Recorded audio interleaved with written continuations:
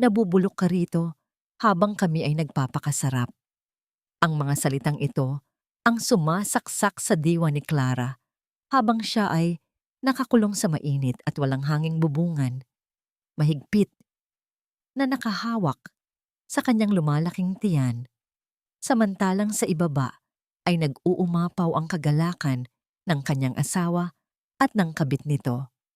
Inaakala nilang tuluyan na siyang mabubura ng walang kalaban-laban. Ngunit hindi nila alam na ang babaeng tinapakan nila ay babangon mula sa abo upang bawiin ang lahat. Handa na ba silang pagbayaran ng kanilang kasamaan? Tumutulo ang butil ng pawis mula sa noo ni Clara habang maingat niyang pinaplansa ang paboritong asul na polo ng kanyang asawang si Marco. Sinisiguro niyang walang kahit na anong lukot ang kwelyo nito dahil ito ang susuotin ng lalaki sa isang mahalagang pulong bukas. Sa kabila ng bigat ng kanyang 5 buwang pagbubuntis at sa init ng singaw na nagmumula sa kagamitan, walang reklamo siyang nagsisilbi. Ang tanging nasa isip niya ay ang mapaglingkuran ng asawa at mapanatili ang kapayapaan sa kanilang tahanan. Ngunit ang tahimik niyang sakripisyo ay biglang nawasak ng umilaw ang naiwang tablet ni Marco sa ibabaw ng kama. Isang mensahe ang lumitaw sa screen mula sa isang nagngangalang Shirley.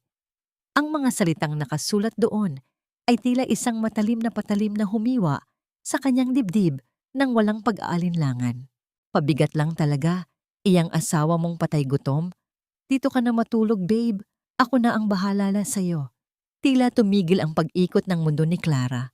Binitawan ng kanyang nanginginig na mga kamay ang hawak na pamplansa at hinayaan itong bumagsak sa sahig.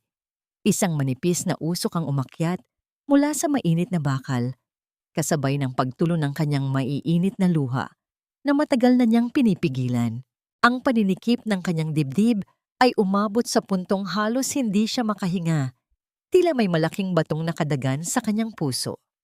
Ang polong kanina lamang ay pinaplansa niya ng may buong pagmamahal ay tila naging isang maruming basahan na nagpapaalala ng kanyang katangahan.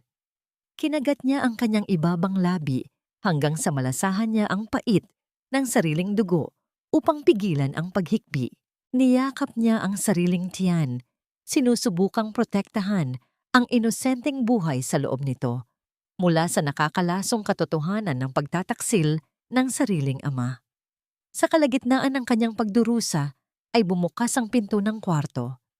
Iniluwan nito si Marco, ang lalaking pinag-alayan niya ng kanyang buong buhay at kinabukasan. Pinilit ni Clarang punasan ang kanyang mga luha gamit ang likod ng kanyang palad. Ngunit huli na ang lahat dahil nakita na ng asawa ang umilaw na tablet at ang basag na ekspresyon sa kanyang mukha. Hinihintay ni Clara na makita ang kahit katiting na pagsisisi, gulat o takot sa mga mata ng asawa, ngunit wala siyang nakita kundi isang malamig at mapangmatang tingin. Bakit ka nangingialam ng gamit na hindi sa'yo, Clara? Malamig na tanong ni Marco. Walang kahit anong bahid ng paghingi ng tawad sa kanyang tinig. Huwag kang mag-inarte at umiyak-iyak dyan dahil alam mo namang wala kang naiaambag sa pamilyang ito kundi ang maging pabigat. Parang sinabuyan ng kumukulong tubig ang puso ni Clara. Nais niyang sumigaw. Nais niyang isumbat ang lahat ng kanyang isinuko at tiniis para lamang makasama ito. Ngunit ang tanging lumabas sa kanyang nanginginig na bibig ay isang mahinang pagmamakaawa alang-alang sa bata sa kanyang sinapupunan. Marco, paano mo nagagawa ito sa amin? Garalgal at basag ang boses na tanong ni Clara. Buntis ako. Anak mo itong dinadala ko. Tapos sa iba ka uuwi at hinahayaan mo siyang laitin ako.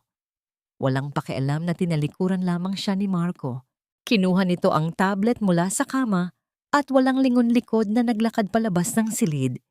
Isinara nito ang pinto nang may sapat na diin upang iparamdam sa asawa na tapos na ang usapan at wala siyang balak na magpaliwanag. Iniiwan si Clarang nakalumpasay sa malamig na sahig. Yakap-yakap niya ang kanyang tiyan habang ang kanyang mga luha ay nag-uunahang pumatak na parang ulan. Pinipilit unawain kung saan siya nagkulang sa kabila ng pagbibigay niya ng lahat. Subalit ang kalbaryo niya para sa gabing iyon ay hindi pa nagtatapos. Mula sa ibaba, narinig niya ang matitigas na hakbang ng mga sapatos na tumatama sa sahig na gawa sa kahoy, sinundan ng isang pamilyar at mapagmataas na boses mula sa sala. Dumating ang kanyang biyenang si Doña Carmen at base sa mga matatamis na tawang umaalingaw-ngaw sa buong bahay na sumusugat sa pandinig ni Clara, hindi ito nag-iisa. Dala ng matanda ang babaeng tuluyang wawasak sa natitirang piraso ng dignidad ni Clara sa loob ng pamamahay na yon. Ang matitigas na hakbang ng mga sapatos na patuloy na tumatama sa makinis na sahig na gawa sa kahoy ay tila mga pakong unti-unting ibinabaon sa isipan ni Clara. Kahit nanginginig ang mga tuhod at nanlalabo ang paningin dahil sa luhang ayaw tumigil sa pag-agos, pinilit niyang humawak sa hawakan ng hagdan upang bumaba. Umaasa ang kanyang pusong naghihingalo na marahil ay isang masamang panaginip lamang ang lahat. Ngunit nang makarating siya sa sala, ang eksenang bumungad sa kanya ay tuluyang dumurog sa natitirang piraso ng kanyang pagkatao. Nakaupo sa paboritong sopa ng pamilya ang isang magandang babaeng balot ng mamahaling alahas at pampaganda.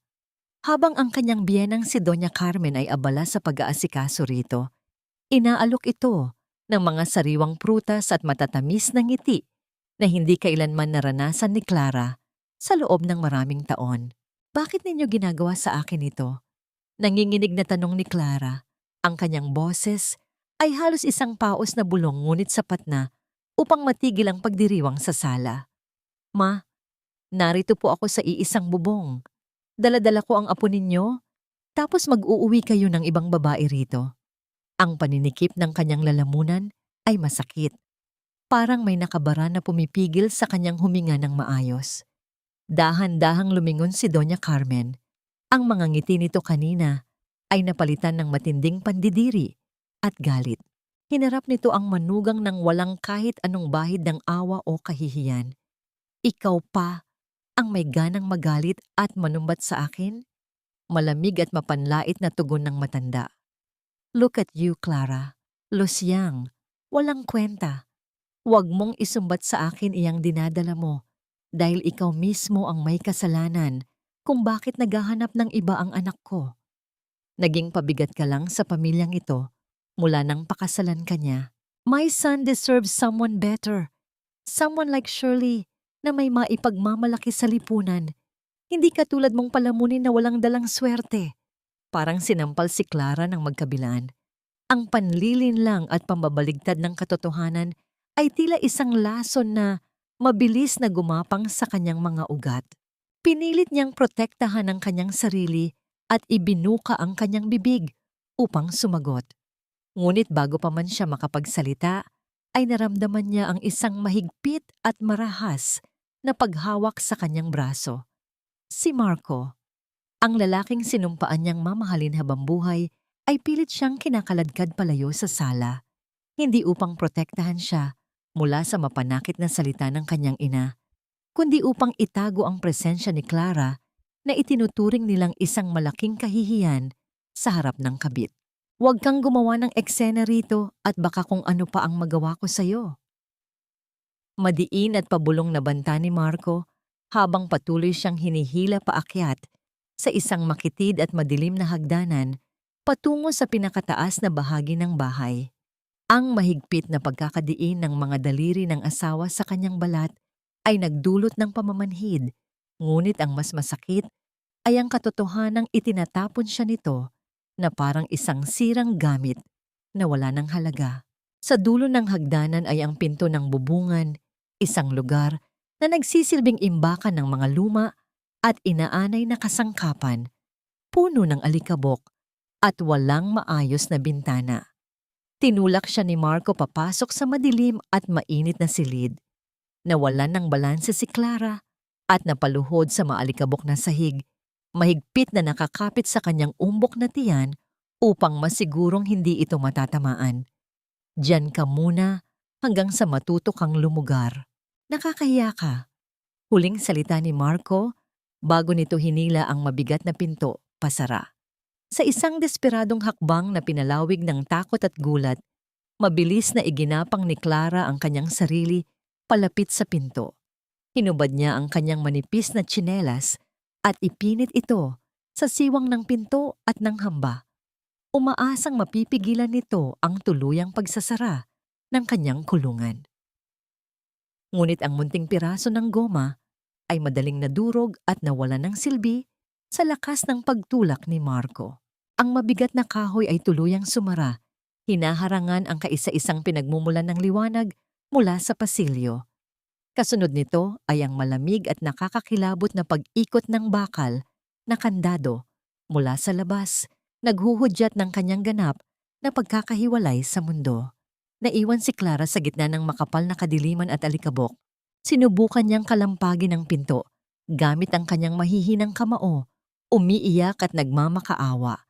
Ngunit ang kanyang mga hikbi ay tila nilamon lamang ng malamig na pader ng bahay na yon. May makakaalala pa ba sa kanya sa labas ng malaimpyernong lugar na ito? Yakap ang kanyang sarili at ang sanggol na walang malay. Unti-unti niyang naramdaman ang pag-usbong ng isang panibagong kalbaryo. Ang sikat ng araw ay nagsimula nang tumama sa yero ng bubungan. Wala pang isang oras ay mararamdaman na niya ang pag-angat ng temperatura sa loob ng silid. Binabago ang madilim na imbakan upang maging isang nakakapasong pugon na susubok sa hangganan ng kanyang buhay at pagmamahal bilang isang ina. 3 araw na ang lumipas mula nang ikulong si Clara sa madilim at mainit na bubungan. Ang lugar na yon ay tuluyan ng naging isang nagbabagang pugon na unti-unting umuubos sa kanyang lakas at kaluluwa. Ang kanyang mga labi ay sugatan at basag-basag na dahil sa matinding pagkauhaw, habang ang kanyang manipis na damit ay basang-basa sa pawis na walang tigil sa pag-agos mula sa kanyang nanghihinang katawan. Habang siya ay naghihingalo at nakikipaglaban para sa kanyang buhay sa itaas, umaabot naman sa kanyang pandinig ang mga masasayang kwentuhan at malalakas na tawanan ni Marco at Shirley mula sa maluwag na sala. Ang bawat pagtama ng mga piraso ng yelo sa gilid ng basong kristal habang ang mga ito ay umiinom ng malamig at matamis na inumin ay isang malupit na paalala ng langit na ipinagkait sa kanya, samantalang siya ay nakalugmok at iniiwan upang mamatay sa sarili niyang impyerno. Ginamit niya ang natitirang lakas upang gumapang patungo sa isang lumang tubo sa gilid ng maalikabok na dingding kung saan may mga namumuong munting patak ng tubig dahil sa singaw ng panahon. Gamit ang kanyang nanginginig at tuyong dila, dahan-dahan niyang sinimot ang bawat butil ng hamog na nakadikit sa malamig na bakal. Lasang kalawang at dumi ang tubig, ngunit para sa isang inang desperadong buhayin ang sanggol sa kanyang sinapupunan, ito ay tila isang biyaya.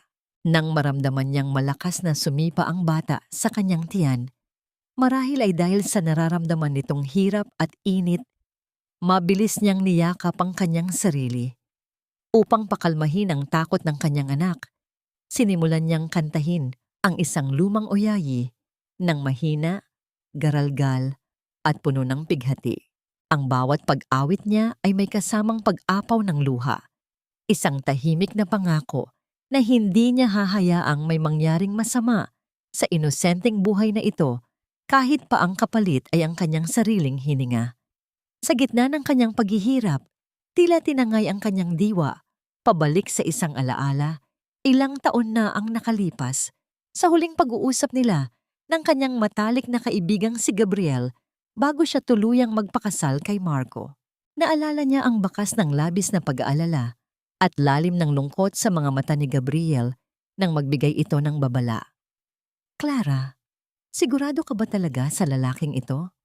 Paano kung malaman niya ang totoo mong pagkatao at mapatunayang pera lang pala ang habol niya sa'yo? Iyon ang mga salitang binitawan ng lalaki na puno ng pagpapahalaga at seryosong pag-iingat. Ngunit pinili niyang magpanggap na isang ulila at mahirap na arkitekto dahil nais niyang makaranas ng isang pag-ibig na walang halong pagkukunwari. Nais niyang mahalin siya ni Marco bilang isang simpleng babae at hindi bilang nag-iisang tagapagmana ng yaman ng isang kilalang bilyonaryo. Ngayon, sa loob ng mainit na kulungang iyon, napatunayan niyang tama si Gabriel sa lahat ng pagdududa nito. Ang kanyang inosenteng pangarap na magkaroon ng simpleng pamilya ay naging isang malagim at madugong bangungot. Nabalik lamang ang kanyang ulirat sa kasalukuyan nang maramdaman niya ang isang matinding pag-ikot ng kanyang paligid. Nagsimulang manlabo ang kanyang paningin. Tila naghahalo ang dilim at ang kaunting liwanag na tumatagos mula sa siwang ng yero. Ang kanyang paghinga ay naging mabigat, mababaw at kapos. Ngunit ang tuluyang nagpabagsak sa kanyang natitirang katatagan ay ang isang pamilyar at nakakatakot na pagkirot sa ibabang bahagi ng kanyang tiyan. Ang sakit ay tila isang mainit na patalim na dahan-dahang umiikot sa kanyang puson na nagpabagsak sa kanyang mga balikat sa sahig. Napakagat siya sa kanyang labi hanggang sa lumasa ang sariling dugo, habang ang kanyang mga kamay ay mahigpit na nakakapit sa laylayan ng kanyang damit. Sa gitna ng nag-aapoy na silid at kawalan ng pag-asa, ang paulit-ulit na pagkirot sa ibabang bahagi ng kanyang tiyan ay nagbabadya ng isang trahedyang maaaring tumapos sa lahat ng kanyang ipinaglalaban. Ang matinding kirot na gumagapang mula sa kanyang puson patungo sa kanyang gulugod ay nagdala ng isang nakakikilabot na katotohanan. Unti-unting napagtanto ni Clara na ang kanyang katawan ay umaabot na sa hangganan ng pagtitiis. Ang bawat mabigat na paghinga at pamamanhid ng kanyang mga binti ay tila nagbababala na anumang oras ay maaari niyang mawala ang inosenteng buhay na kanyang pinoprotektahan. Nangibabaw ang matinding takot sa kanyang puso. Isang uri ng takot na nagbigay sa kanya ng huling patak ng lakas upang lumaban. Hindi niya papayagang magtagumpay ang mga taong nasa ibaba. Hindi niya hahayaang mamatay ang kanyang anak sa loob ng madilim at mainit na silid na yon. Gamit ang magkabilang kamay na halos wala ng lakas at nagtataglay ng mga galos, iginapang niya ang kanyang sarili patungo sa pinakasulok ng bubungan. Sa ilalim ng isang lumang aparador ay may isang umbok na tabla ng sahig. Nanginginig ang kanyang mga daliri habang pilit niyang iniaangat ang matigas na kahoy na nagdulot ng malalim na hiwa sa kanyang kuko. Ngunit hindi niya inalintana ang hapdi o ang pag-agos ng dugo mula sa kanyang balat. Muna sa ilalim ng alikabok at sapot, nakuha niya ang isang maliit na bag na naglalaman ng isang lumang keypad na telepono. Ito ang kaisa-isang gamit mula sa kanyang nakaraan na palihim niyang itinago. Isang lihim na koneksyon sa buhay na pilit niyang tinalikuran alang-alang sa pag-ibig na nauwi sa panlilinlang. Pinunasan niya ang maalikabok na screen at idiniin ang pindutan upang buhayin ang aparato. Tila tumigil ang pagtibok ng kanyang puso habang hinihintay ang pag-ilaw ng maliit na makina. Nang lumitaw ang malabong liwanag, agad na bumungad sa kanyang paningin ang isang babala ng naghihingalong baterya. 2% na lamang ang natitirang lakas nito. Walang sinayang na segundo si Clara. Pilit niyang pinatigil ang panginginig ng kanyang mga kamay habang sinisikap na alalahanin ang kaisa-isang numero ng taong alam niyang hindi siya kailanman tatalikuran at pababayaan. Si Gabriel. Mabilis niyang pinindot ang mga letra. Ang bawat pagdikit ng kanyang daliri sa lumang keypad ay may kasamang tahimik na panalangin. Tulong, bubungan, mapatay nila ang baby ko.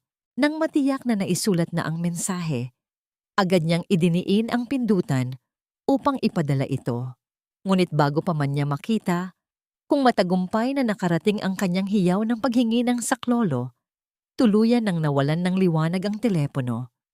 Namatay ito sa mismong mga palad niya bago pa lumabas ang kumpirmasyon ng kanyang mensahe. Mahigpit niyang hinawakan ang malamig na aparato at idinikit ito sa kanyang tuyo at nanginginig na mga labi. Hinalikan niya ang lumang telepono na tila ba ito ang pinakamahalagang bagay sa mundo, ang kanyang nag-iisang tulay pabalik sa kaligtasan at kinabukasan ng kanyang anak. Pumatak ang masaganang luha mula sa kanyang mga mata, nagmamakaawa sa kalangitan na sana ay nakarating ang mensahe sa kabilang dulo bago tuluyang nawalan ng kuryente ang aparato. Ang labis na pagod, matinding init, at ang walang tigil na kirot sa kanyang sinapupunan ay tuluyan ng sumakop sa natitira niyang kamalayan. Unti-unting bumigay ang kanyang mga tuhod, hinahayaan ang kanyang katawan na bumagsak sa matigas at maalikabok na sahig. Kasabay ng pagpikit ng kanyang mga mata ay ang biglaang pagdilim ng kalangitan sa labas. Mula sa bubungang yero ay narinig ang unti-unting pagpatak ng ulan na tila mga daliring kumakatok upang gisingin siya mula sa panganib. Ngunit sa gitna ng malamig na ulan at mainit na silid, wala nang lakas si Clara para sumagot. Ang tanging naiwan ay ang katahimikang punong-puno ng pangamba kung mayroon bang darating bago maging huli ang lahat. Sa loob ng kanyang tahimik na opisina, nakatitig si Gabriel sa screen ng kanyang telepono na tila hindi makapaniwala sa nabasang mensahe.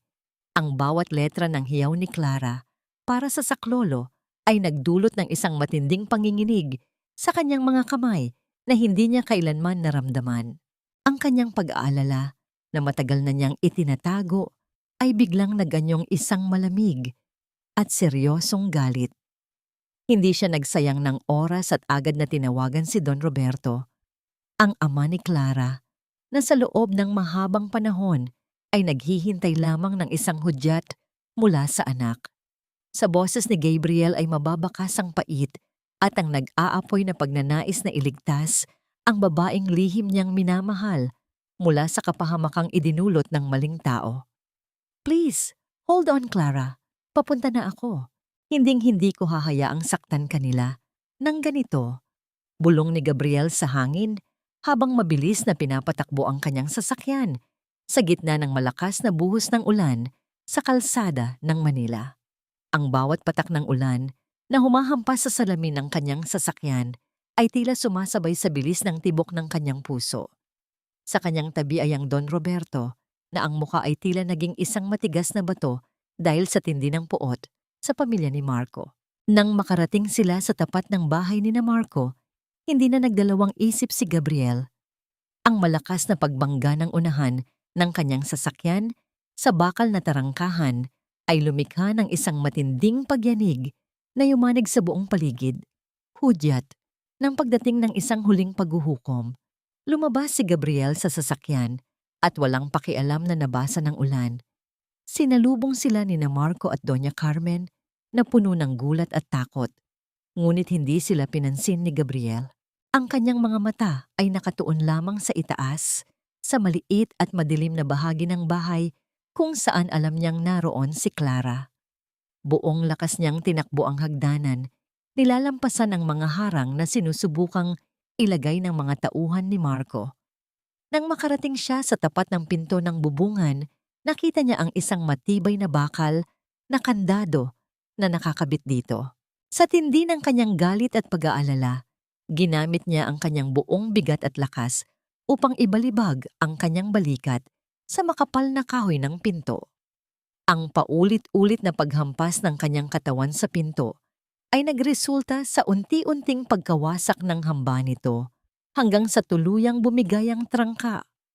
Ang bumungad kay Gabriel ay isang eksenang habambuhay na mauukit sa kanyang isipan. Sa gitna ng mainit, maalikabok at madilim na silid, nakita niya si Clarang nakahandusay sa sahig, maputla at halos wala ng malay. Agad siyang lumapit at maingat na binuhat ang babae. Inilalapit ang mukha nito sa kanyang dibdib upang bigyan ito ng init mula sa kanyang sariling katawan. "Clara, gising. Narito na ako. Hindi ka na nila masasaktan," anas niya habang ang kanyang mga luha ay humahalo sa basang mukha ni Clara. Naramdaman niya ang mahinang paggalaw ng kamay ni Clara na pilit humahawak sa kanyang polo Isang senyales na kahit sa gitna ng kawalan ng malay, ay naramdaman nito ang kaligtasan sa piling ni Gabriel. Dahan-dahang idinilat ni Clara ang kanyang mga mata at nakita ang mukha ni Gabriel na puno ng pag-aalala at pagmamahal. Isang maliit na ngiti ng ginhawa ang sumilay sa kanyang mga labi. Sa wakas ay natapos na ang kanyang pag-iisa sa dilim. Ngunit ang sandaling iyon ng kapayapaan ay biglang naputol nang maramdaman ni Gabriel ang isang malagkit at mainit na likido sa kanyang mga kamay na nakasuporta sa binti ni Clara. Sa ilalim ng malabong liwanag, nakita niya ang isang kulay pulang mantsa na unti-unting kumakalat sa puting tela ng damit ni Clara. Ang kanyang kaba ay muling bumalik nang mas matindi pa kaysa kanina habang mabilis niyang isinasakay si Clara sa sasakyan upang dalhin sa pinakamalapit na ospital. Dala ang isang panalangin sana ay hindi pa huli ang lahat para sa sanggol na nasa sinapupunan nito. Paggising ni Clara, ang unang sumalubong sa kanya ay ang nakakasilaw na kaputian ng kisame at ang amoy ng malinis na silid na malayo sa alikabok ng bubungang naging kulungan niya. Ang mahinang tunog ng kagamitang pangmedikal sa kanyang tabi ay nagbibigay ng isang panatag na ritmo, nagpapatunay na tumitibok pa ang kanyang puso at may pagkakataon pa siyang mabuhay. Ang kanyang unang reflex ay ang dahan-dahang ilapat ang kanyang nanginginig na palad sa kanyang tiyan. Nang maramdaman niya ang marahan at pamilyar na paggalaw mula sa loob, isang malalim na buntong hininga ng pasasalamat ang kumawala sa kanyang mga labi. Kasunod ng pag-agos ng mga luhang hindi na dahil sa sakit, kundi dahil sa labis na ginhawa. Ligtas ang kanyang sanggol. Ligtas na sila sa wakas mula sa init na muntik nang tumapos sa kanilang dalawa. Dahan-dahang bumukas ang pinto ng marangyang kwarto at pumasok ang kanyang ama, si Don Roberto. Ang matandang lalaki na kilala sa pagiging matigas at makapangyarihan sa mundo ng negosyo ay tila tumanda ng 10 taon dahil sa pighati. Nang makita niyang gising na ang kanyang nag-iisang anak, mabilis siyang lumapit at kinuha ang kamay ni Clara. Idinidikit ito sa kanyang pisngi habang ang kanyang mga balikat ay nayayanig sa tahimik na pag-iyak. Patawarin mo ako, anak. Patawarin mo si Papa dahil hinayaan kitang mapunta sa kamay ng mga hayop na yon, bulong ng Don Roberto na puno ng pagsisisi. Akala ko ay masaya ka na sa pinili mong buhay kaya hindi ako nakiialam. Pero hindi ko akalaing gagawin ka nilang basahan sa sarili mong pamamahay. Sa kabila ng panghihina, pilit na umupo si Clara sa kanyang kama. Ang kanyang mga mata ay unti-unting nagkakaroon ng isang uri ng talim na hindi kailanman nakita ng kanyang ama noon. Papa, huwag mong sisihin ang sarili mo. Ako ang nagbulag-bulagan, anas ni Clara. Ang kanyang boses ay mahina, ngunit may diin ng determinasyon. Nakita niya ang matinding galit sa mukha ng kanyang ama. Ang pagnanais nitong gamitin ang lahat ng kanyang kapangyarihan upang ipahuli agad si Marco at ang ina nito, o kaya ay ipabura ang mga ito sa balat ng lupa nang walang bakas. Huwag, Papa. Huwag mong madaliin ang lahat. Pigil ni Clara nang makita niyang kukunin na ng ama ang telepono nito upang magbigay ng utos. Nagtakang tumingin si Don Roberto sa kanyang anak. Bakit, Clara? Pagkatapos ng ginawa nila sa iyo at sa apo ko, gusto mo pa ba silang patawarin? Tanong ng matanda na may halong pagkadismaya. Isang mapait at malamig na ngiti ang sumilay sa mga labi ni Clara. Hindi sila karapat-dapat sa kapatawaran, Papa. Ngunit ang mabilis na kamatayan o pagkakakulong ay masyadong madali para sa kanila. Gusto kong makita silang mawalan ng lahat. Ang yaman na kinahuhumalingan nila, ang pangalang pilit nilang itinataguyod sa pamamagitan ng pagtapak sa iba, at ang dignidad na kailanman ay hindi naman nila pagmamay-ari. Gusto kong sila mismo ang magmakaawa para sa kanilang buhay, gaya ng ginawa ko sa bubungang iyon. Hinawakan ni Clara ang braso ng kanyang ama nang mahigpit, ang kanyang mga kuko ay bahagyang bumaon sa mamahaling tela ng suit ni Don Roberto.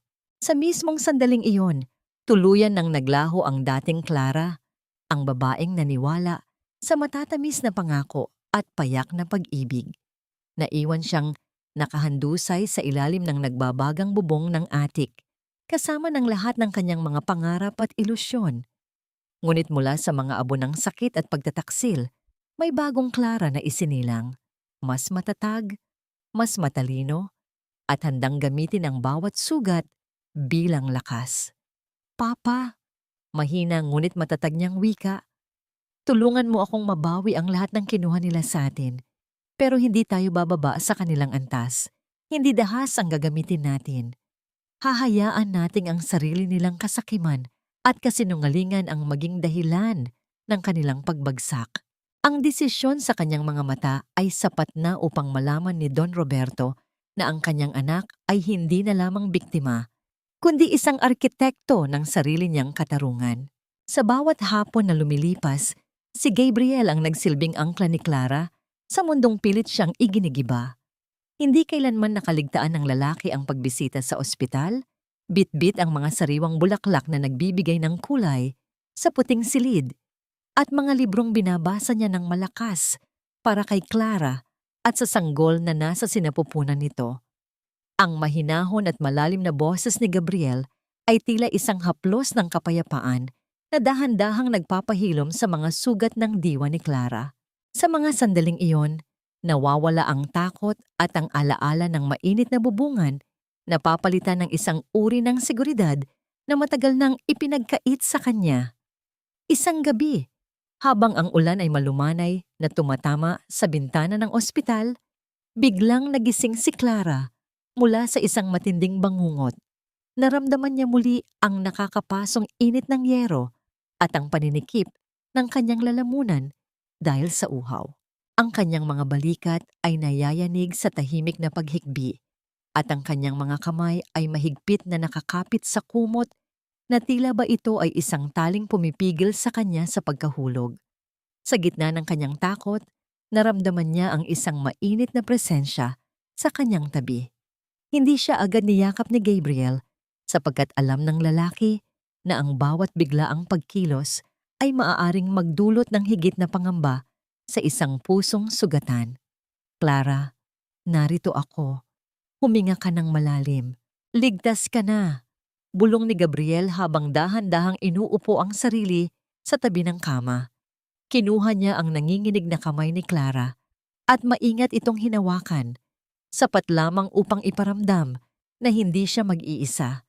Gamit ang kanyang hinlalaki, dahan-dahan niyang pinunasan ang mga luhang umaagos sa pisngi ni Clara, isang pagkilos na puno ng respeto at tapat na pagmamahal.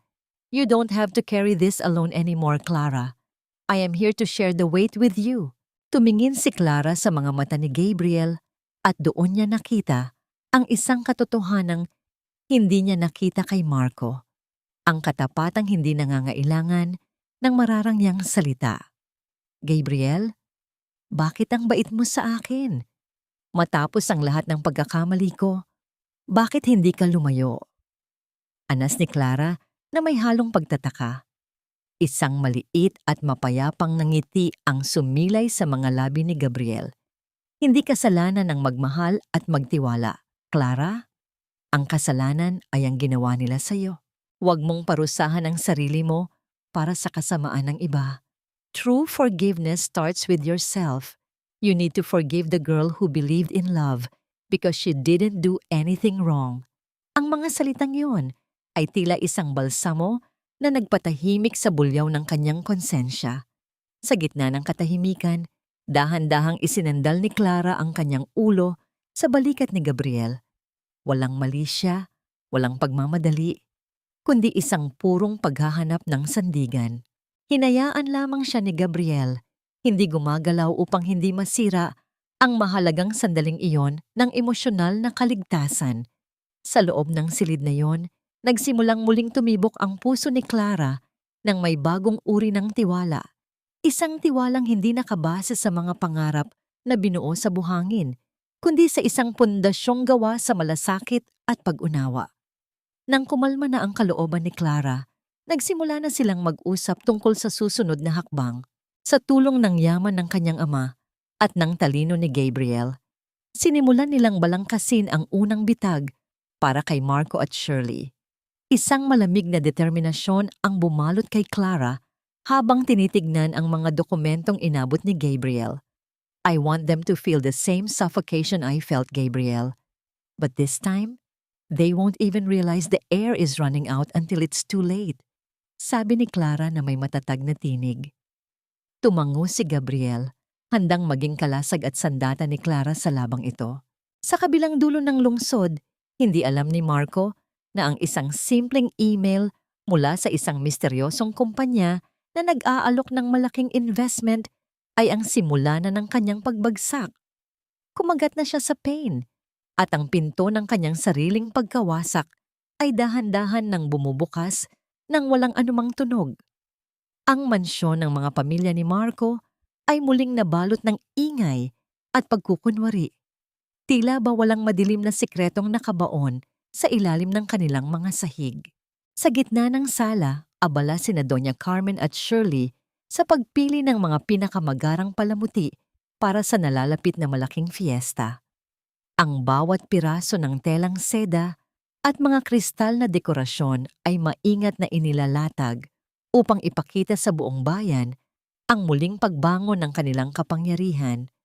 Ang matinis na halakhak ni Doña Carmen ay umaalingaw-ngaw sa bawat sulok, isang tunog na puno ng pagmamayabang at kawalan ng pakiramdam sa sinapit ng manugang na itinapon nila sa dilim. Sa paningin ng matanda, si Shirley ang perpektong imahe ng tagumpay na matagal na niyang hinahangad para sa kanyang anak. Iba talaga kapag may class at pera ang kasama sa buhay.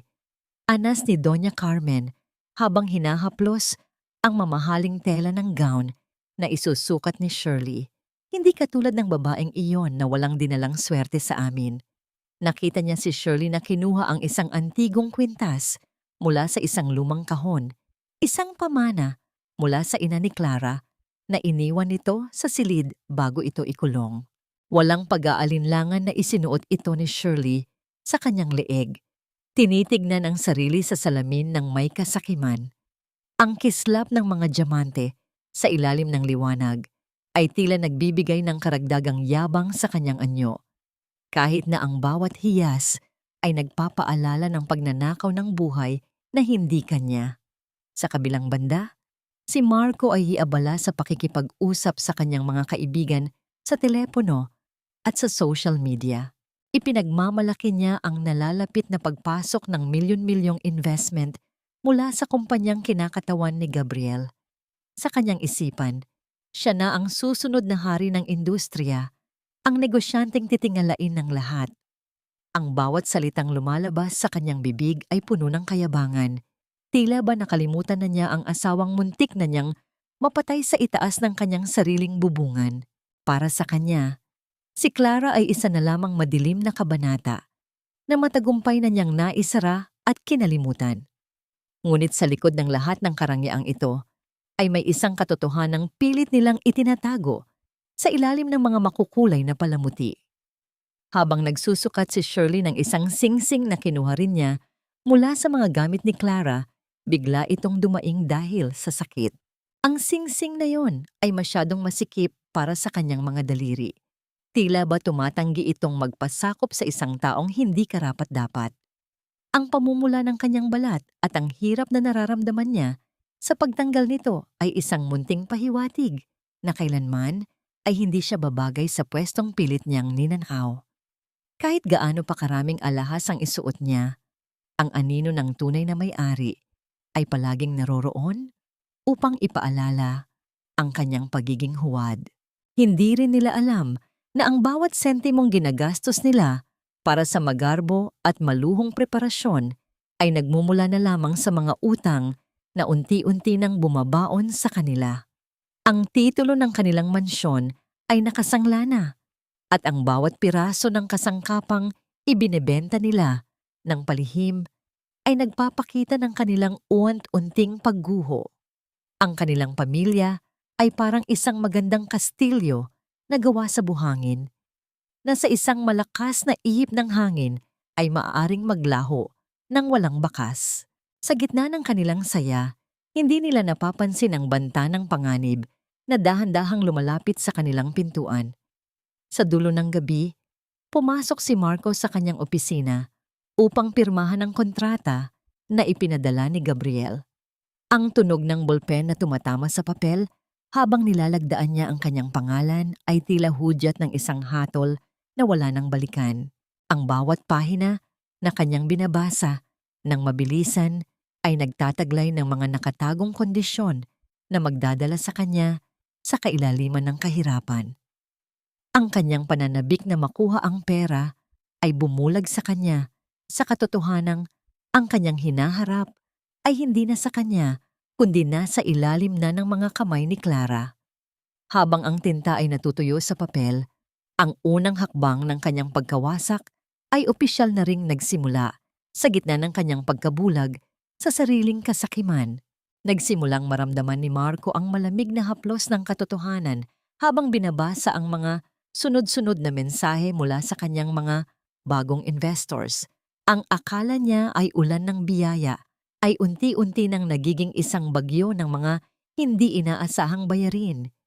Humihingi ang kumpanya ng mga paunang pondo para sa operasyon na wala sa kanyang bulsa. At bawat pagtatangka niyang gamitin ang kanyang mga credit card ay nauuwi lamang sa kahihiyan. Sa bawat pagtawag niya sa bangko, ang tanging natatanggap niya ay ang balitang ang lahat ng kanyang credit lines ay pansamantalang nakasara dahil sa ilang hindi maipaliwanag na aberya. Lingid sa kanyang kaalaman, ang bawat pintong nagsasara sa kanyang harapan ay bunga ng tahimik at matalinong impluensya ni Gabriel na tila isang aninong gumagalaw sa dilim upang siguruhing walang matatakbuhan ang pamilya ni Marco. Sa kabilang dulo ng lungsod, sa loob ng isang maaliwalas at tahimik na silid, nakaupo si Clara sa isang malambot na armchair habang dahan-dahang humihigop ng mainit na tsa. Ang kanyang paningin ay nakatuon sa mga ulat na ipinapadala ni Gabriel sa kanyang tablet, mga ulat na nagpapakita ng unti-unting pagguho ng imperyo ni Marco. Sa gitna ng katahimikan at ng malalim na pag-iisip, naramdaman ni Clara ang isang mahinang pag-alon at sipa mula sa kanyang sinapupunan. Isang matamis at mapayapang ngiti ang sumilay sa kanyang mga labi habang maranyang hinahaplos ang kanyang tiyan. Sa sandaling iyon, naramdaman niya na hindi siya nag-iisa sa laban na ito. Ang kanyang anak ay nagsisilbing kanyang munting kakampi na nagbibigay sa kanya ng lakas upang ituloy ang kanyang plano hanggang sa dulo. Dahil sa matinding desperasyon, napilitan si Marco na gawin ang isang bagay na hindi niya akalaing magagawa niya. Sa kalaliman ng gabi, dahan-dahan niyang pinihit ang hawakan ng pinto ng silid ng kanyang sariling ina. Ang bawat hakbang niya sa ibabaw ng makinis na sahig ay puno ng kaba. Tila ba ang bawat bahagyang ingay ng kanyang paggalaw ay magigising sa buong kabahayan. Gamit ang isang maliit na flashlight, sinimulan niyang buksan ang vault ni Doña Carmen kung saan nakatago ang mga huling piraso ng alahas at pera ng matanda. Ang panginginig ng kanyang mga daliri habang kinukuha ang mga gamit na hindi sa kanya ay nagpapakita ng kanyang tuluyang pagbulusok sa kailaliman ng kawalan ng dangal. Ninanakawan niya ang sarili niyang ina upang maisalba ang kanyang sarili mula sa isang kontratang siya rin naman ang pumatay sa kanyang kinabukasan. Sa gitna ng kanyang pag-iisa, tumunog ang telepono ni Clara. Ito ay si Gabriel. Ang boses ng lalaki sa kabilang linya ay tila isang mainit na kumot na nagbibigay ng ginhawa sa kanyang puso. Clara, relax ka lang. Everything is moving according to our plan. Huwag kang magpapakapagod, okay? Anas ni Gabriel na may halong pag-aalala at lambing. Isang mahinang buntong hininga ang kumawala sa mga labi ni Clara. I am okay, Gabriel. Salamat dahil hindi mo ako iniwan sa gitna ng lahat ng ito. Sagot niya na may tapat na emosyon. Ang maikli ngunit makahulugang pag-uusap na yon ay muling nagparamdam kay Clara ng isang uri ng kilig na matagal na niyang kinalimutan. Ang pakiramdam na mayroong isang taong tunay na nagpapahalaga sa kanyang seguridad at kaligayahan nang walang hinihintay na kapalit. Habang naghahanda ang pamilya ni Marco para sa malaking fiesta na gaganapin sa loob ng 2 araw, isang puting sobre ang dahan-dahang nalaglag sa loob ng kanilang mailbox mula sa kamay ng isang kartero. Ang sobre ay mayroong malaking pulang selyo mula sa bangko, isang opisyal na paunawa ng foreclosure para sa kanilang tahanan. Sa gitna ng kanilang mga pangarap na muling maging makapangyarihan at mayaman, ang sulat na yon ay nagsisilbing isang tahimik ngunit matinding bantana sa loob ng 48 oras. Ang lahat ng kanilang tinutungtungan ay maaring mawala ng parang bula. Ang bawat palamuti na kanilang inilalagay para sa pista ay tila nagiging mga dekorasyon na lamang para sa kanilang sariling libing sa mundo ng karangyaan. Isang matinding katahimikan ang bumalot sa silid ni Doña Carmen nang matuklasan niya ang kailaliman ng kanyang lihim na taguan. Ang marahang pag-ikot ng bakal na trangka ng kanyang vault ay hindi nagbigay ng pamilyar na kislap ng mga hiyas o ang kapal ng mga bungkos ng pera. Sa halip, ang bumungad sa kanya ay ang kawalan, isang bakanting espasyo na tila humahalakhak sa kanyang mukha. Ang panginginig ng kanyang mga kamay habang pilit na kinakapa ang bawat sulok ng vault ay nagpapakita ng isang takot na hindi niya kailanman inakalang mararamdaman. Nang pumasok si Marco sa silid, agad na bumaling ang matanda sa kanya. Ang kanyang mukha ay namumula sa galit at ang kanyang tinig ay nanginginig sa pagkabigla. "Marco, nasaan ang lahat ng laman ng vault ko?" Bulyaw ni Doña Carmen habang itinuturo ang bakanteng taguan. Hindi sumagot si Marco ng mabilisan. Ang kanyang pag-iwas ng tingin at ang bahagyang pagtulo ng pawis sa kanyang noo ay sapat na upang malaman ng matanda ang katotohanan. "Ma, kailangan ko lang ng pondo para sa investment. Maibabalik ko rin iyon sa oras na pumasok ang pera mula sa kumpanya ni Gabriel." Paliwanag ni Marco na may halong desperasyon. Ngunit ang paliwanag na yon ay tila apoy na lalong nagpaalab sa galit ni Doña Carmen. Isang matinding sumbatan ang namagitan sa mag-ina, kung saan ang bawat masakit na salita ay tila mga latigo na humahampas sa kanilang nabubulok na dignidad. Sa gitna ng tensyon, pumasok ang kanilang katulong na may dalang tray ng kape. Nang tikman ni Doña Carmen ang inumin, agad niya itong ibinalik nang may kasamang matalim na tingin. "Bakit ganito ang lasa ng kapeng ito? Bakit parang mumurahing kape lang ito na nabibili sa kanto?" Sigaw ni Doña Carmen sa kaawa-awang katulong. "Madam, iyon na lang po ang kinaya ng budget natin dahil wala na po tayong pambili ng imported." Sagot ng katulong ng may takot. Ang maliit na detalyeng ito ay nagsilbing isang malupit na sampal sa mukha ni Doña Carmen. Isang pahiwatig na ang kanyang pagiging reyna ay unti-unti nang naglalaho kasabay ng kanilang yaman. Dahil sa kawalan ng pera, sinubukan ni Marco na lapitan si Shirley. Sa kanyang paningin, si Shirley ang kanyang huling pag-asa dahil sa akala niyang marangyang buhay nito. "Shirley babe, I really need your help. Baka naman pwede mo akong pahiramin muna ng kahit ilang milyon lang para maayos ang foreclosure ng bahay." Pakiusap ni Marco habang hinahawakan ng kamay ng kasintahan. Ngunit sa halip na tulong, ang nakita niya ay ang pag-iwas ng tingin at ang mga matatamis na dahilan. "Marco, alam mo namang ang pera ko ay nakalak sa mga stocks at investments sa abroad. Hindi ko ito basta-basta mailalabas ngayon." Sagot ni Shirley ng may pekeng lungkot. Ang bawat pagtanggi ni Shirley ay nagsimulang magtanim ng binhi ng pagdududa sa isipan ni Marco at ni Doña Carmen. Nagsimula ang unti-unting pagkasira ng alyansa sa pagitan ng pamilya ni Marco at ni Shirley. Ang bawat matalim na tingin at bulungan sa loob ng bahay ay nagpapakita na ang kanilang pagkakasundo ay gawa lamang sa interes at hindi sa tunay na malasakit. Nararamdaman ni Doña Carmen na may itinatago si Shirley, at si Shirley naman ay nagsisimulang matakot na baka malaman ng pamilya ang kanyang totoong estado.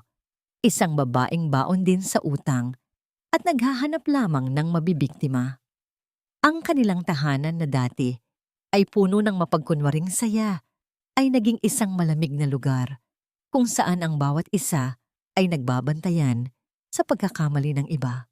Upang maisalba ang kanyang mukha sa lipunan at matuloy ang magarbong fiesta na kanyang ipinangako sa misteryosong tycoon, gumawa si Marco ng isang huling desisyon na magtatapos sa kanyang pag-aari sa lahat. Palihim niyang ibinenta ang titulo ng lupa at ng kanilang mismong tahanan sa isang anonymous buyer na nag-alok ng napakalaking halaga. Hindi niya alam na ang bawat pirma niya sa dokumento ay ang mismong nagbibigay ng susi ng kanilang buhay kay Clara. Habang ang araw ay lumulubog, hawak ni Marco ang perang magagamit niya para sa pista. Ngunit ang kanyang mga paa ay hindi na nakatapak sa lupang pag-aari niya. Ang kanyang pagkabulag sa karangyaan ay nagdala sa kanya sa isang vac cliff kung saan ang isang hakbang na lamang ay maglalagay sa kanya sa kailaliman ng kawalan.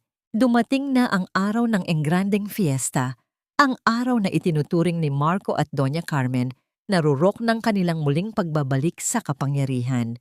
Ang buong mansyon ay nababalot ng mga makukulay na palamuti, mga telang seda na humahalik sa sahig at mga bulaklak na naglalabas ng halimuyak na tila nagtatangkang takpan ang baho ng mga sikretong nakabaon sa loob ng bahay.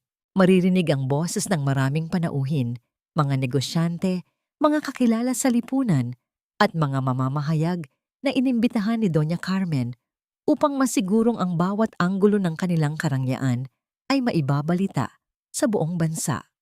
Sa gitna ng sala, si Shirley ay nakasuot ng isang napakagarang gown na kulay ginto. Nag-aastang reyna ng pamamahay habang tinatanggap ang mga papuri ng mga taong hindi alam ang tunay niyang pagkatao. Sa kabilang dulo ng lungsod, sa loob ng isang pribadong suite, isang ibang uri ng paghahanda ang nagaganap.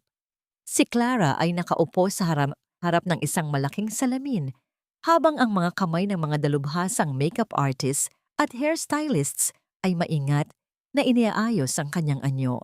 Hindi siya nakasuot ng ginto o ng anumang bagay na sumisigaw ng yaman. Sa halip, pinili niya ang isang eleganteng itim na gown na tila yumayakap sa kanyang katawan at nagpapakita ng kanyang 7 buwang pagbubuntis ng may dangal. Ang kanyang buhok ay maayos na nakapusod, nagpapakita ng kanyang matapang at payapang mukha. Sa gilid, nakatayo si Gabriel, suot ang isang seryosong tuksido habang pinagmamasdan ng bawat kilos ni Clara sa pamamagitan ng salamin. "You look breathtaking, Clara," mahinang anas ni Gabriel. Ang kanyang boses ay puno ng paghanga na hindi kayang ikubli ng anumang profesionalismo.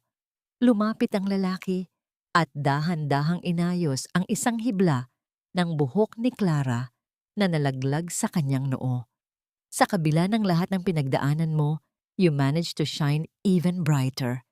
Isang maliit na ngiti ang sumilay sa mga labi ni Clara habang tinititigan ang refleksyon ni Gabriel. "Salamat, Gabriel. Dahil sa'yo, nahanap ko ang lakas na harapin sila nang hindi yumuyuko." Sagot ni Clara. Ang sandaling iyon ng pagtititigan ay puno ng isang uri ng emosyon na hindi na kailangan ng mga salita. Isang kilig na nagmumula sa matinding respeto at tahimik na pangako ng proteksyon. Sa mansyon, ang bawat mata ay nakatuon kay Marco habang ito ay tumatayo sa gitna ng entablado upang magbigay ng anunsyo. Ang kanyang mukha ay nagliliyab sa kayabangan habang hawak ang baso ng mamahaling wine. "My friends, tonight is not just about the fiesta. Tonight is about the future." Malapit nang dumating ang kinatawan ng kumpanyang magbibigay sa atin ng pinakamalaking investment sa kasaysayan ng lungsod na ito. Sigaw ni Marco, sinalubong ng tunog ng masigabong palakpakan mula sa mga bisita. Sa kanyang tabi, si Doña Carmen ay tila isang reynang nakamit ang lahat, taas noong nakatingin sa karamihan. Tila ba nakalimutan na niya ang babaeng itinakwil niya? Sa bubungan ilang linggo lang ang nakalilipas. Pagsapit ng dapit hapon, Isang marangya at makinang na itim na sasakyan ang dahan-dahang huminto sa tapat ng tarangkahan ng mansyon. Ang mga mamamahayag ay mabilis na nagunahan upang makuha ang unang sulyap sa kung sino ang lula nito. Inalalaya ni Gabriel si Clara pababa ng sasakyan. Ang kanyang kamay ay maingat na nakasuporta sa likod ng babae upang siguraduhing ito ay komportable. Nang tumapak ang mga sapatos ni Clara sa red carpet, tila tumigil ang lahat ng ingay sa buong mansyon. Ang bawat bisita ay natahimik habang pinagmamasdan ang isang pamilyar, ngunit ibang-ibang babae na naglalakad ng may awtoridad at gilas. Ang anino ni na Clara at Gabriel ay dahan-dahang lumalaki habang papalapit sila sa pintuan ng sala. Ang bawat hakbang ni Clara ay nagdadala ng isang bigat na hindi kayang ipaliwanag, isang bigat ng katotohanang malapit ng sumabog.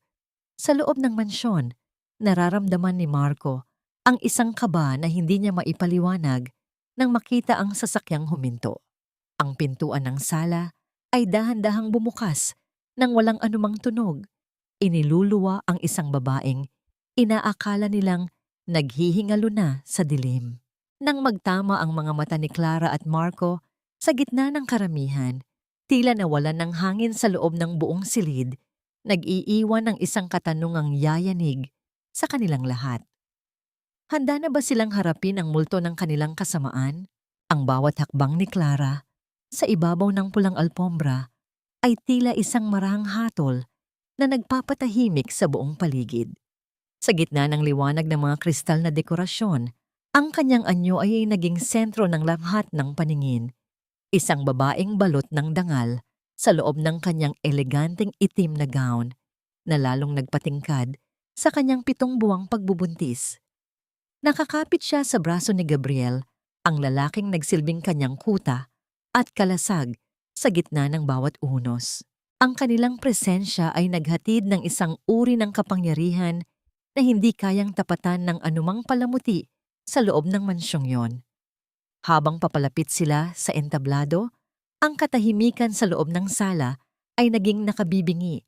Tila ba ang hangin mismo ay tumigil sa pag-ikot upang bigyang daan ang babaeng inakala nilang naghihingalo na sa dilim. Ang basong kristal na hawak ni Marco ay dahan-dahang nanginig sa kanyang mga daliri hanggang sa tuluyan itong bumagsak sa sahig, nagkakabali-bali sa libu-libong piraso na tila sumasalamin sa kanyang nagugulong kaisipan. Ang kanyang muka ay nawalan ng kulay, naging kasing putla ng isang bangkay nang magtama ang kanilang mga mata. Sa tabi niya, si Doña Carmen ay tila naging isang estatwa. Ang kanyang bibig ay bahagyang nakabukas sa gulat, habang ang kanyang mga mata ay nanlilisik sa hindi makapaniwalang pagbabalik ng kanyang manugang. Si Shirley naman ay napaurong ng bahagya. Ang kanyang mga kamay ay nanginginig habang pilit niyang itinatago ang kanyang sarili sa likod ni Marco. Tila ba ang anino ni Clara ay isang multong handang sumingil sa bawat kasalanang kanyang ginawa. Ikaw? Paanong nangyaring buhay ka pa? Bulyaw ni Doña Carmen nang sa wakas ay mahanap niya ang kanyang tinig. Akmang susugod ang matanda upang ipahiya si Clara sa harap ng mga bisita, ngunit bago pa man siya makalapit, ay hinarang na siya ng 2 malalaking security guards na suot ang uniforme ng kumpanyang nag-alok ng investment. Ang matalim na tingin ni Gabriel ay sapat na upang mapatigil ang sinumang nagbabalak na gumawa ng gulo. You should watch your tone, madam. Malamig na anas ni Gabriel. Ang kanyang boses ay tila isang talim na humiwa sa kayabangan ni Doña Carmen. Hindi kayo narito para magmando. Narito kayo para makinig. Humakbang si Gabriel sa gitna at hinarap ang lahat ng mga panauhin at mamamahayag na naroon. Ladies and gentlemen, I would like to formally introduce the person behind the mysterious investment that saved this family from total bankruptcy. Pahayag ni Gabriel na may buong autoridad. Meet the sole heiress of the construction magnate Don Roberto and the new legal owner of this mansion and the kumpanya ni Marco, Clara Valderrama. Ang bulungan sa buong sala ay biglang sumabog na parang isang bagyong hindi mapigilan. Ang mga flash ng kamera ay walang tigil sa pagtama sa mukha ni Clara, habang ang mga mamamahayag ay nag-uunahang makuha ang kanyang pahayag. Ang pamilyang inakalang tagapagligtas si Gabriel ay biglang napagtantong ang kanilang huling pag-asa ay nasa kamay na ng babaeng kanilang minaltrato. Dahan-dahang lumapit si Clara kay Marco. Ang kanyang bawat pagkilos ay puno ng kahinahunan at talim. Tinitigan niya ng diretso sa mga mata ang lalaking nangakong mamahalin siya, ngunit itinapon siya sa pugon ng kamatayan. Nandito ako para bawiin ang dapat sana ay basura na, ngunit hanggang ngayon ay nangangamoy pa rin. Malamig na sabi ni Clara. Ang kanyang boses ay hindi nanginginig. Bagkus ay puno ng isang uri ng kapayapaang nagmumula sa katarungan. Sa sandaling iyon, ang takot sa mga mata ni Marco ay naging lantad sa lahat. Ang kanyang buong pagkatao ay tila naging kasing liit ng alikabok sa harap ng babaeng dating tinatapakan. Hindi na nagawang sumagot ni Marco o ni Doña Carmen. Ang kanilang kahihiyan, hiya, ay naging sentro ng atensyon ng buong lipunang pilit nilang ninais na hangaan sila. Sa gitna ng kanilang pagkagapi, iwinagayway ni Gabriel ang isang makapal na folder na naglalaman ng mga lihim na hindi lamang wawasak sa kanilang yaman, kundi pati na rin sa kanilang kalayaan. Ang bawat pahina sa loob nito ay nagtataglay ng mga ebidensya ng kanilang kalupitan at panlilinlang na nakatakda ng isiwalat sa harap ng lahat. Ang gabi ng fiesta na dapat ay kanilang tagumpay ay naging simula ng kanilang walang hanggang bangungot habang si Clara ay nakatayo ng matuwid. Handang isara ang kabanatang ito ng may bitbit na panalo. Ang mga dambuhalang screen sa loob ng malawak na sala na dati ay nagpapakita ng mga plano para sa hinaharap ni Marco ay biglang nagbago ng anyo.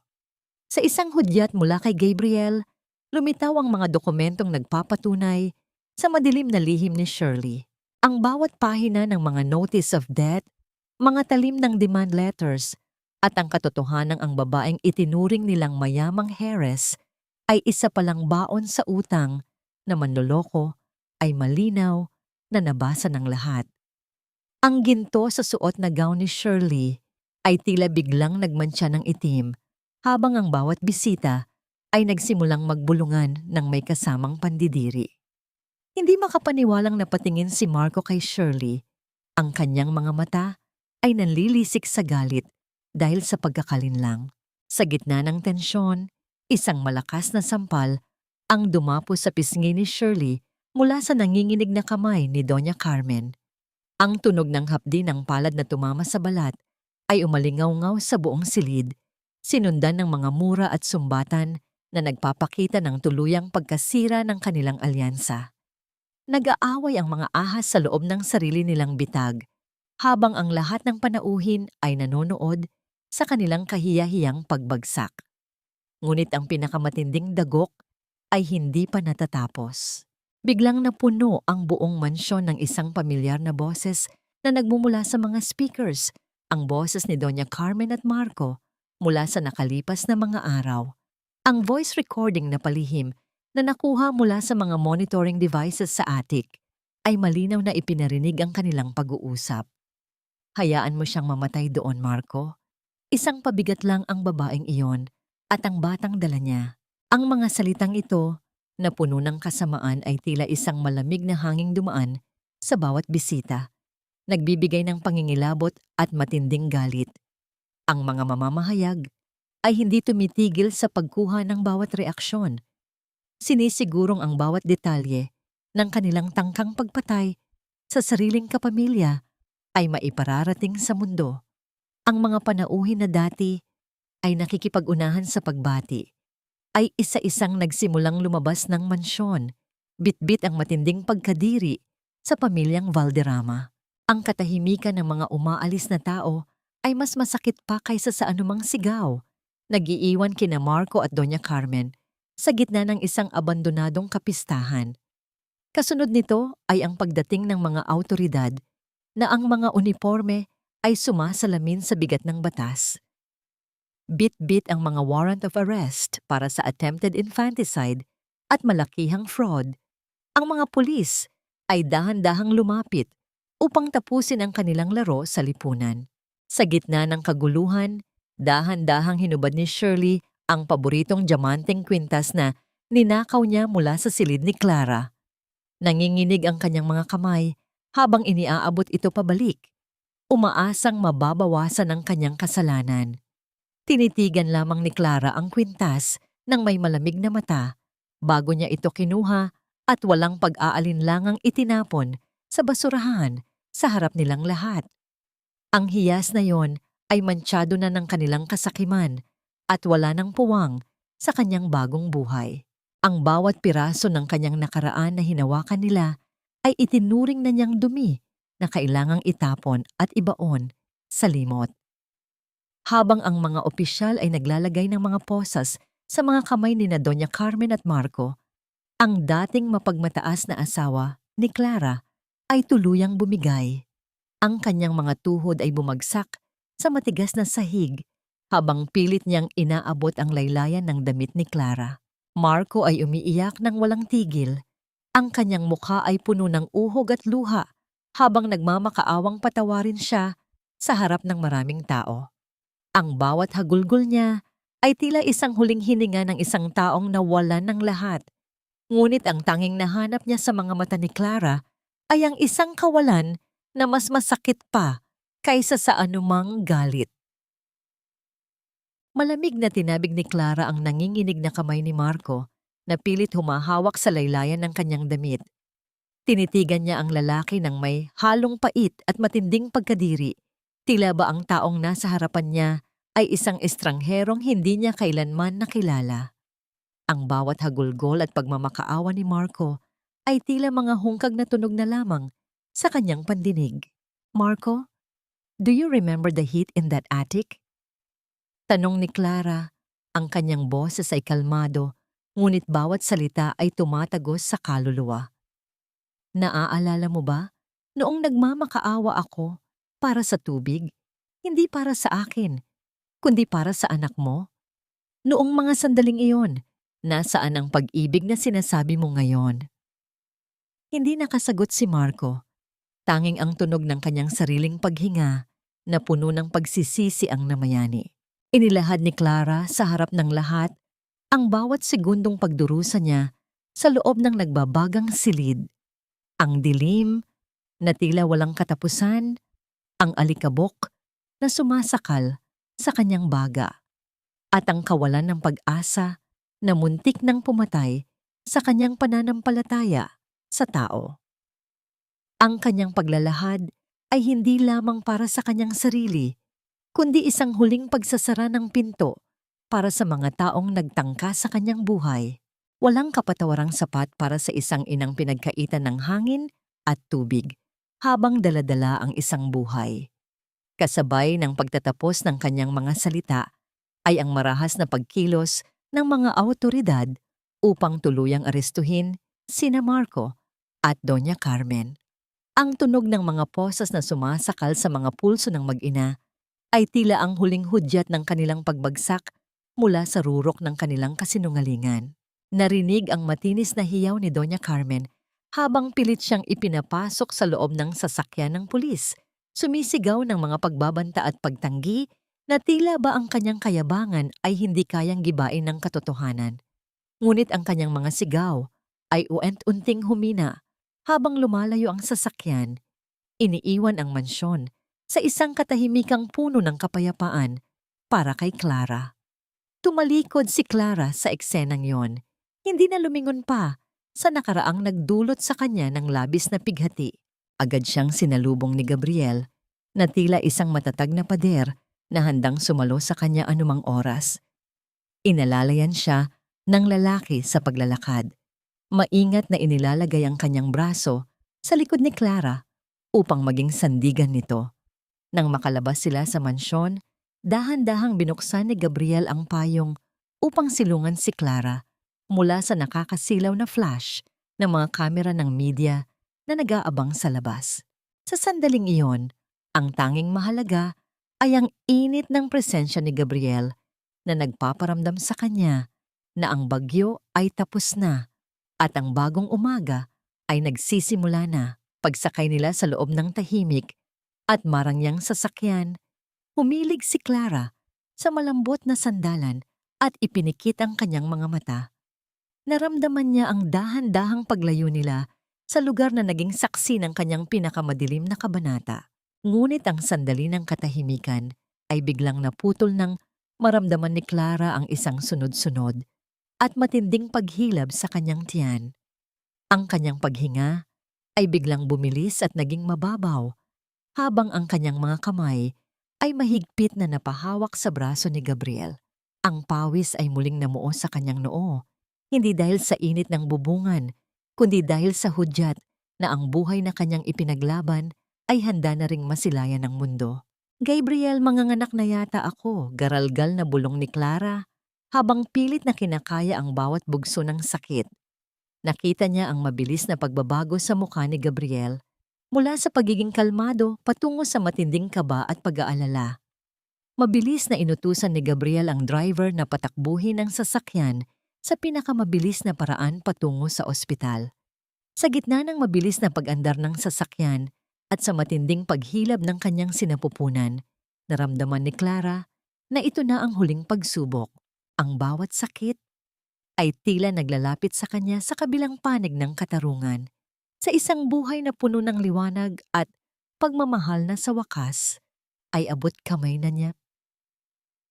Ang maayos at malamig na silid ng ospital ay punong-puno ng halimuyak ng mga sariwang bulaklak at ang amoy ng kalinisan na tila isang malaking yakap mula sa langit. Ibang-iba ang pakiramdam ng malambot na higaan at ang banayad na hangin mula sa kagamitang nagpapanatili ng tamang temperatura sa silid. Kung ihahambing sa alikabok at nakakapasong init ng atik na muntik ng maging huling hantungan ni Clara. Sa gitna ng katahimikan, narinig ang unang malakas na hiyaw ng isang bagong buhay, isang tunog na nagpabaling sa lahat ng sakit patungo sa isang walang hanggang kaligayahan. Ligtas na isinilang ni Clara ang kanyang malusog na sanggol na babae, isang munting himala na nagpapatunay na ang pag-ibig ng isang ina ay kayang talunin ang anumang kadiliman. Dahan-dahang inabot ng nurse ang sanggol kay Clara habang idinidikit niya ang maliit at mainit na katawan ng bata sa kanyang dibdib. Naramdaman ni Clara ang isang uri ng kapayapaan na hindi niya inakalang mararanasan pa niya muli. Tinitigan niya ang maliliit na daliri at ang mapayapang mukha ng kanyang anak na tila ba ang bawat paghihirap niya sa loob ng 7 buwan ay nabura ng dahil sa isang sulyap. Liwanag, bulong ni Clara habang hinahalikan ng noo ng sanggol. Iyon ang magiging pangalan mo dahil ikaw ang nagbigay ng liwanag sa pinakamadilim na kabanata ng buhay ko. Ang bawat patak ng kanyang luha ngayon ay hindi na dahil sa pighati, kundi dahil sa labis na pasasalamat. Bumukas ang pinto at dahan-dahang pumasok si Gabriel, bit-bit ang isang bungkos ng paboritong bulaklak ni Clara. Ang kanyang mga mata ay agad na nagningning nang makita ang mag-ina na ligtas at payapa. Lumapit siya sa tabi ng kama at tila hindi makapaniwala habang pinagmamasdan ang sanggol. Hindi agad nagsalita si Gabriel. Sa halip, hinayaan niya ang katahimikan na magpaliwanag ng lalim ng kanyang nararamdaman. "She's beautiful, Clara, just like her mother." Mahinang anas ni Gabriel. Ang kanyang boses ay garalgal dahil sa emosyon. Umupo siya sa tabi ni Clara at maingat na hinawakan ang kamay nito. Tila ba sinisigurong hindi ito isang panaginip lamang. Hinarap ni Gabriel si Clara nang may buong katapatan. "Clara, I know marami kang pinagdaanan at hindi madaling magtiwala muli. Pero gusto kong malaman mo na hindi ako narito dahil naaawa ako sa'yo o dahil gusto kitang iligtas. Narito ako dahil mahal kita matagal na. And I am willing to wait kahit gaano pa katagal hanggang sa maging handa ka ng buksan muli ang puso mo. I want to be the man who will protect you and liwanag habang buhay. Tapat na pag-amin ni Gabriel. Ang bawat salita niya ay tila isang pangakong nakaukit sa hangin. Walang halong pagmamadali, kundi isang purong pag-aalay ng kanyang buong pagkatao. Isang matamis na ngiti ang sumilay sa mga labi ni Clara. Tumingin siya kay Gabriel at nakita ang isang kinabukasan na dati ay itinuturing niyang imposible. Dahan-dahan niyang itinaas ang kanyang kamay at hinaplos ang pisngi ni Gabriel, isang senyales ng kanyang pagtanggap at pasasalamat. Salamat, Gabriel. Salamat dahil hindi ka sumuko sa akin nung ako mismo ay susuko na, sagot ni Clara. Sa gitna ng silid na puno ng pagmamahal, dahan-dahang ipinatong ni Clara ang kanyang ulo sa balikat ni Gabriel habang yakap-yakap ang kanyang sanggol. Ang kanilang katahimikan ay puno ng pangako ng isang bagong simula. Isang simula na binuo mula sa abon ng nakaraan. Sa labas ng silid, nakatayo si Don Roberto habang nakasilip sa maliit na salamin ng pinto. Ang matandang bilyonaryo na dati ay puno ng puot at galit ay hindi mapigilan ang pag-agos ng luha ng kaligayahan sa kanyang mga mata. Nakita niya ang kanyang nag-iisang anak na muling nakangiti at nakahanap ng isang tunay na sandigan sa piling ng isang lalaking karapat-dapat sa kanya. Ang pamilyang akala niya ay nawasak na ay muling nabuo ng mas matatag at mas maliwanag. Habang lumulubog ang araw sa labas ng ospital, ang mga anino ng nakaraan ay tuluyan ng naglaho. Binibigyang daan ng isang umagang puno ng pag-asa, paggaling, at tunay na pag-ibig. 5 taon ang mabilis na lumipas.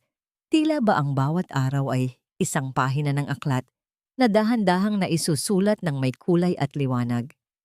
Sa gitna ng isang malawak at maaliwalas na hardin na mismong si Clara ang nagdisenyo, maririnig ang tunog ng masayang halakhak ng isang bata. Si Liwanag, na ngayon ay isang masigla at matalinong batang babae, ay abalang nagtatakbo sa ibabaw ng malambot na damo habang hinahabol ang mga makukulay na paru-paro. Ang kanyang bawat galaw ay pinagmamasdan ni na Clara at Gabriel mula sa isang malapit na bench, habang ang init ng sikat ng araw ay humahalik sa kanilang mga balat, nagbibigay ng isang uri ng kapanatagan na matagal nilang inalagaan at pinahalagahan.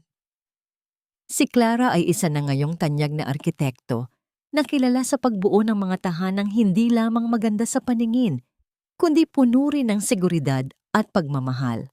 Ang kanyang mga mata na dati ay puno ng luha at takot ay nagliliyab na ngayon sa determinasyon at kapayapaan. Sa kanyang tabi, si Gabriel ay nananatiling kanyang matibay na sandigan. Hindi nagbago ang paraan ng pagtingin ng lalaki sa kanya. Puno pa rin ito ng matinding respeto at tahimik na pagsamba. Madalas ay sapat na ang kanilang pagtititigan upang maiparating ang pasasalamat sa isa't isa dahil sa hindi pagsuko sa gitna ng bawat pagsubok na kanilang hinarap. Isang araw, habang nanonood ng balita sa telebisyon, lumitaw ang isang maikling ulat tungkol sa 2 taong namumuhay sa kalsada at namumulot ng basura upang mabuhay. Doon ay nakita ni Clara ang pamilyar na mukha ni na Marco at Doña Carmen.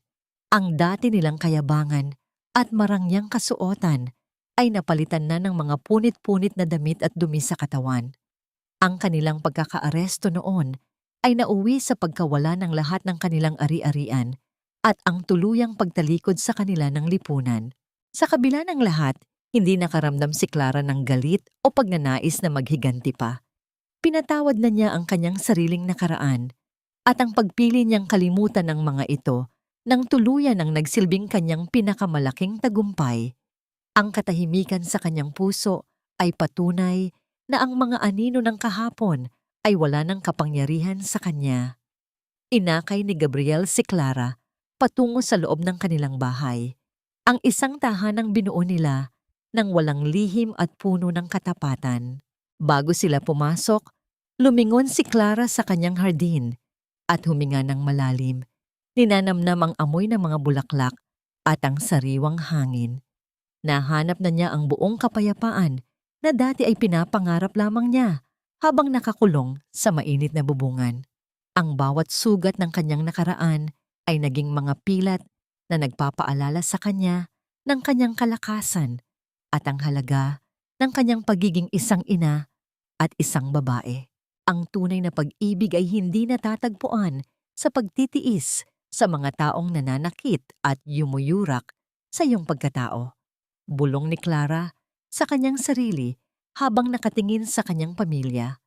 Ang tunay na pag-ibig ay nagsisimula sa paggalang mo sa iyong sariling halaga dahil doon mo lamang matatagpuan ang lakas upang protektahan ang mga taong tunay na nagpapahalaga sa iyo.